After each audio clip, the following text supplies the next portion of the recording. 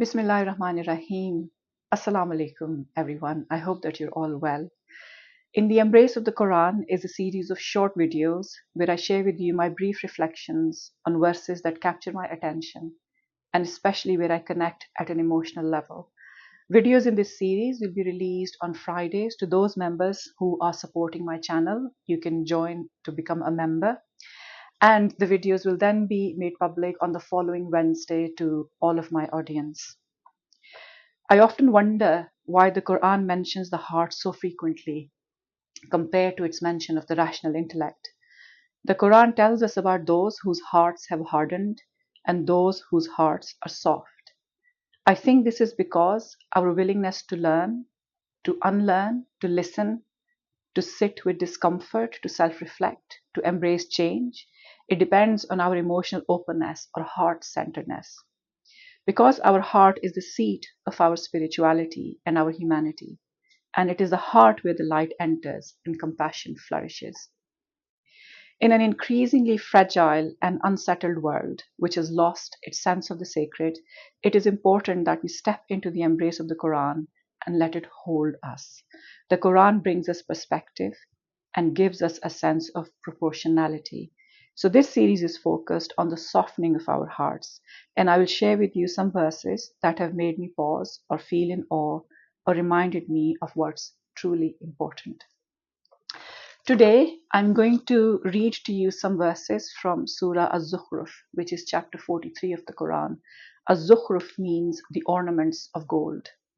And if you have seen the previous episode in this series, the previous video, you will find that I mentioned Prophet Moses alayhi salam, Musa alayhi salam in that video. And I'm going to continue with the mention of Musa alayhi salam, who is mentioned a lot in the Quran, actually, especially in those mid-length surahs like Surah Zukhruf.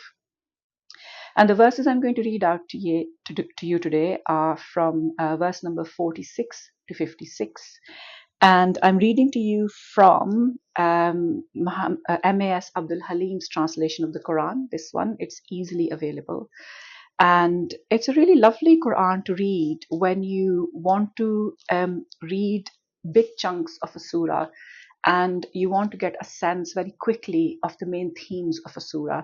And this is because the translation is chunked up into paragraphs, and there are very, very few footnotes for you to read, because footnotes, although very important if you're doing deeper study, but footnotes can also distract you a little bit.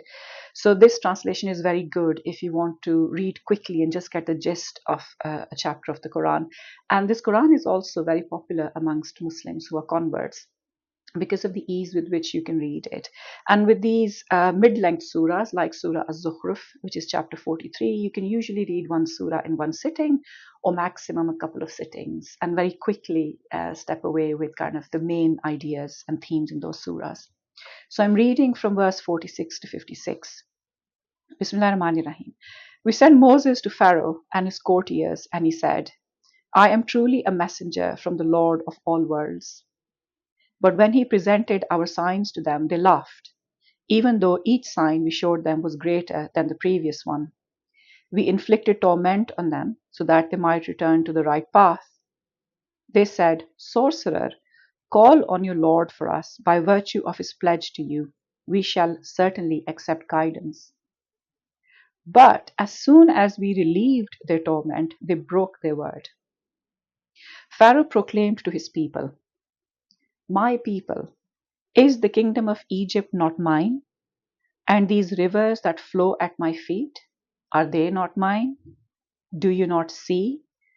Am I not better than this contemptible wretch who can scarcely express himself? Why has he not been given any gold bracelets? Why have no angels come to accompany him? In this way, he moved his people to accept, and they obeyed him. They were perverse people. When they provoked us, we punished and drowned them all.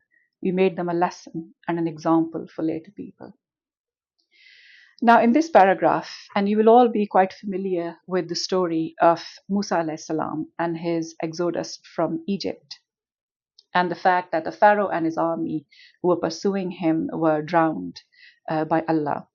But what really caught my eye in this paragraph was this particular verse. This is verse 52, and I will read it again. This is when the Pharaoh is talking to Moses. And just notice his arrogance, right? Notice how he makes a personal attack on Moses. He says, "Am I not better than this contemptible wretch who can scarcely express himself?" Now, the Arabic word in this verse is mahin. Mahin means insignificant or despised or worthless or despicable, a contemptible wretch.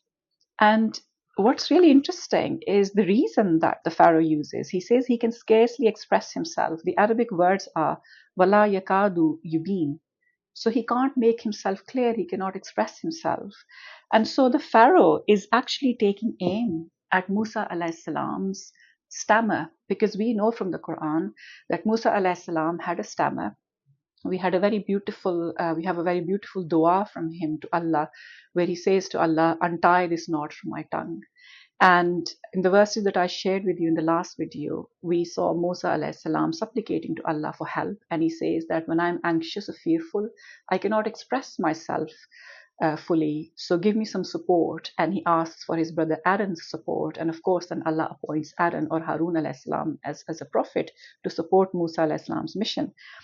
But you can see here how the Pharaoh, who is very arrogant, who thinks of himself as God, who says the kingdom of Egypt belongs to him and the rivers that flow in Egypt, the mighty rivers, also belong to him. And he makes this personal attack, and that personal attack is taking aim at Musa alayhi salam's speech impairment. Now that tells us something about people who are arrogant, and often they take aim at a person on a person's appearance, on a person's impairment, on a person's disability. It is a very telling sign that inside they're very morally corrupt. And when we treat people like that, when we see people being treated like that, what does that tell us about the person who's speaking so harshly and so cruelly? It tells us that there's something really wrong with them, that their hearts have hardened, and they're not able to bring respect to that interaction. In this case, of course, Pharaoh, as we know, the Quran talks about his arrogance often. He thinks of himself as God. But this kind of behavior is truly evil and petty and arrogant behavior. And the Quran captures it so succinctly, so beautifully in this verse. You could spend an hour talking about the implications of this verse in terms of how we interact with people who we may see as inferior to us, or people who we might judge for their disability or impairment, people towards whom we might take a condescending attitude.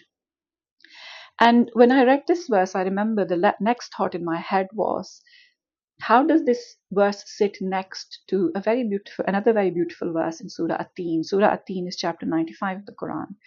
And it's a very famous verse. You would be familiar with it. Allah says that He has created insan, or the human being, in the best of molds. Ahsan taqweem. So our taqweem, our formation, our establishment is ahsan. Ahsan means to a level of excellence, to a level of perfection, to a level of beauty. And we know that Allah creates beauty. Allah's creation is beautiful. His creation is diverse.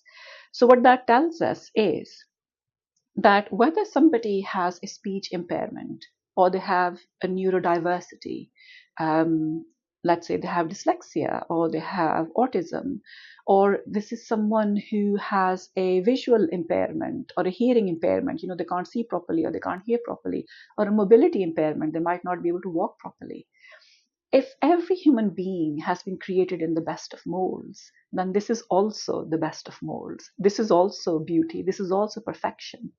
Because all of the molds that Allah creates, all of the diverse molds within which He creates humanity, human beings, and flowers and plants and trees and animals, everything's been created beautifully, and so has the human being. And really, I feel that puts on us a responsibility to always keep this uppermost in mind, that this diversity enriches who we are, it enriches our existence, it enriches our society. And we should never take biased or condescending attitudes or cruel attitudes towards people whom we might see as different from us. Or in Pharaoh's case, he sees Musa alayhi salam beneath him and he says he can't even speak properly. And so this kind of attitude is something for us to watch out for, because if we ever commit an error like that, if we ever speak to somebody in that way, we are actually behaving like the Pharaoh. And the Pharaoh, as we know, is repeatedly condemned in the Quran. And Allah tells us that him and his followers are already being brought to the fire. They will never be forgiven for their sins and for their evil and their immorality. And this kind of attitude is representative of that inner rot that happens, the arrogance that eats the humanity inside us. And so I just want to share this very brief reflection with you, that when we are dealing with people who, for any reason at all, we might have start to develop a judgmental attitude towards, or start being cruel towards, whether that's because of a medical condition, whether somebody's frail or elderly, and we start treating them in a negative way, or we see that if somebody has a speech impairment or a mobility impairment, as somehow they're less than perfect. They're not, because Allah has created all of us in a beautiful diversity, in our qualities, in our abilities, in such richness. And that richness is what makes human society so very beautiful. So I just want to share those brief reflections with you. And I hope that this is something that will help you ponder a little bit about how the Quran deals with these matters so, so beautifully, and always reminds us about kindness in conduct, about humbleness. Every human being brings strengths, brings qualities, and brings richness of experience and perspective to the table. And we must always remember that all human beings are created beautiful. I hope that you find this set of reflections useful. I hope they give you a little bit of a pause, a point to ponder, a moment of reflection. And as ever, thank you very much for listening to me. Assalamu alaikum.